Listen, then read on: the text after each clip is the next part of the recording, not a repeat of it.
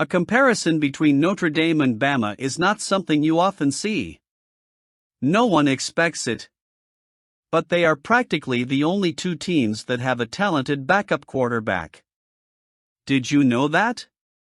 If you didn't, subscribe to the channel. Let's analyze it. The comparison between Alabama and Notre Dame may not be something you see every day, but when it comes to depth in the quarterback room, these two college football giants are in a league of their own. While many programs struggle to keep talent behind the starter, especially with the transfer portal and nil opportunities encouraging players to seek quicker paths to stardom, both the Crimson Tide and Fighting Irish have managed to assemble QB rooms full of potential. And that's something that deserves special attention. In modern college football, having a reliable backup quarterback is almost as important as having a solid starter. Injuries happen, pressures mount, and as we've seen in recent examples, sometimes it's the backups that save entire seasons. Arch Manning took over at Texas when Quinn Ewers was sidelined. Notre Dame's Steve Angeli was instrumental in key moments last season. And who can forget Cardale Jones, who came in as the third option at Ohio State and led the Buckeyes to a national title? These cases show that depth at quarterback can be the difference between a good season and a historic run. Alabama, the talent factory. Alabama leads the pack with a quarterback room that sounds like a dream come true for any college coach. Ty Simpson, Austin Mack, and Keelan Russell form a trio that, while yet to start big games, brings an impressive combination of talent, elite recruiting, and coaching experience. Ty Simpson, for example, was a five-star recruit who patiently waited his turn while learning under Kalen DeBoer. He's had 3 years to absorb the systems and fine-tune his game, and now he's ready to prove himself. Austin Mack, on the other hand, followed DeBoer from Washington and was already considered one of the top prospects in the country before he even arrived in Tuscaloosa. His decision to follow the coach shows loyalty, but it also indicates that he believes in DeBoer's vision for the program. And then there's Keelan Russell, the wild card in the equation. Ranked as the second-best overall player in the top 247, Russell has the pedigree to become a household name in college football. Although he's still a freshman, his natural ability and versatility make him a valuable asset for the future. Combined, these three players form a quarterback room that inspires confidence in any offensive strategy. Notre Dame, a promising future. On the other side of this analysis is Notre Dame, whose quarterback room also draws attention for its quality and competitiveness. Steve Angeli and C.J. Carr are at the center of a dynamic battle for the starting position, and both have strong arguments to be selected. Steve Angeli, who has already seen snaps as a backup, has proven himself to be a player with a strong arm and an aggressive mindset. His moments on the field last year showed that he can handle pressure and make quick decisions, which is crucial for a quarterback in a program as storied as the Fighting Irish. On the other hand, C.J. Carr comes with an impeccable reputation. The grandson of legendary coach Lloyd Carr, he was rated as Notre Dame's best quarterback recruit since Brandon Wimbush, and his skill set combines precision passing with a charismatic presence in charge. In addition, Kenny Minchey adds even more depth to the group. While he may not be on the same level as Angeli or Carr right now, Minchey offers a reliable option if something unexpected happens. The fact that Notre Dame has three players capable of competing at a high level is a direct reflection of the program's recruiting and development efforts. Why does this matter?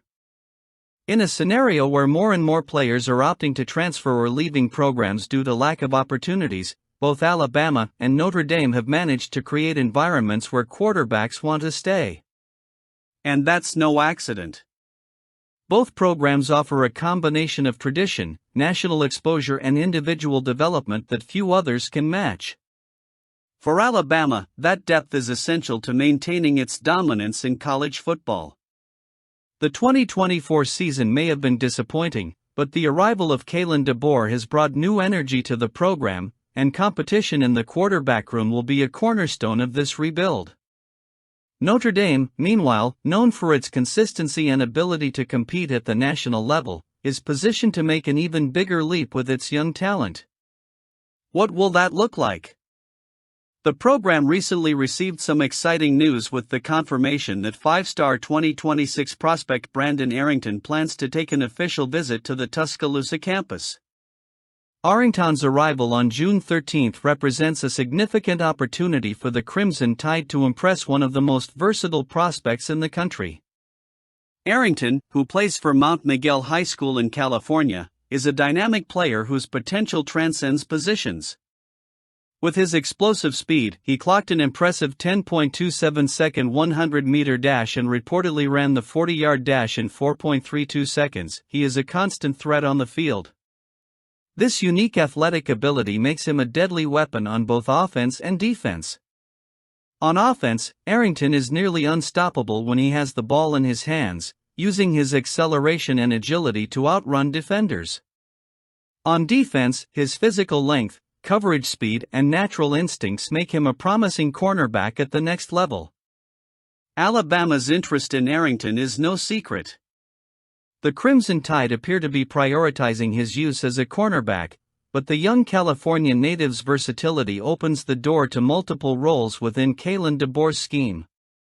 His ability to line up at multiple positions is exactly the type of flexibility that programs like Alabama seek to maximize their chances of success.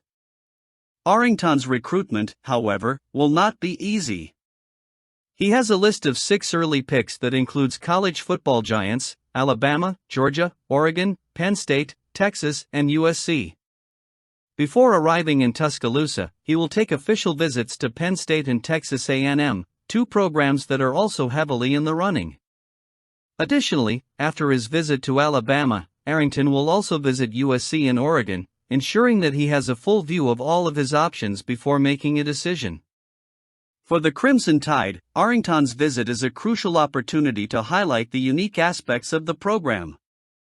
From the tradition of developing NFL players to the state-of-the-art facilities and competitive environment in Tuscaloosa, everything will be on display to convince Arrington that Alabama is the place for him to reach his full potential.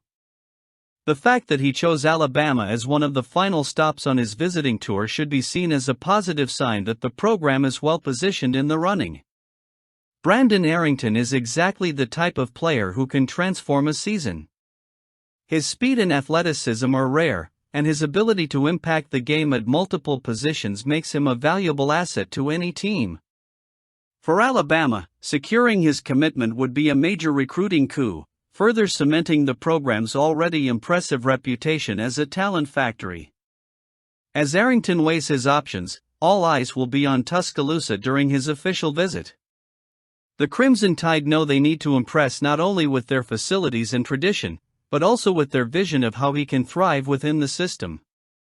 The competition will be fierce, but if there's one thing Alabama does well, it's winning recruiting battles against the best programs in the country.